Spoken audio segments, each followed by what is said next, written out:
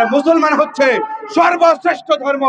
বাংলাদেশ অসাম্প্রদায়িক দেশ, নন কমিউনাল দেশ। এই দেশের মধ্যে মন্দির পাহারা দেয় কারা? মুসলমান। আমার ভাইরা, মন্দির পাহারা যদি আমার মুসলমান ভাইরা দেয়, আমার মুসলমান ভাইরা এই দেশের সমগ্র ধর্মের রক্ষক, তারা পক্ষক নয়।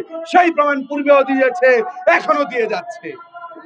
তো তাহলে মুসলমানদের ধর্মীয় শিক্ষা বাধ্যতামূলক করতে এত ভয় কেন? বলা আছে তালাবুল ইলমি ফরিদাতুন আলা কুল্লি মুসলিমিন, সকল মুসলমানদের ধর্মীয় শিক্ষা গ্রহণ করা ফরজ।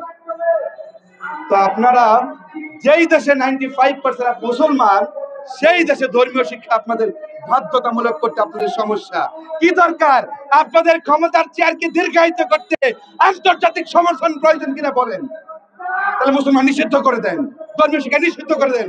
আপনাদের যখন এতই প্রয়োজন, বাইরের দেশের দাবেদারি করে আপনাদেরকে ক্ষমতাকে দীর্ঘায়িত করতে হবে, আপনার ধর্মীয় শিক্ষা উঠায় দেন, দেশে দরকার নেই। দেখি আপনাদের চেয়ার কতদিন থাকে। খুনি হাসিনা কত বছর ছিলেন?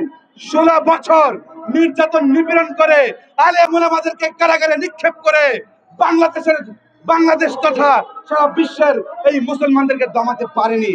আপনি তো মাত্র 8 দিন হয়েছে আসছেন, আপনারা কিভাবে মুসলমানদেরকে দমিয়ে রাখবেন?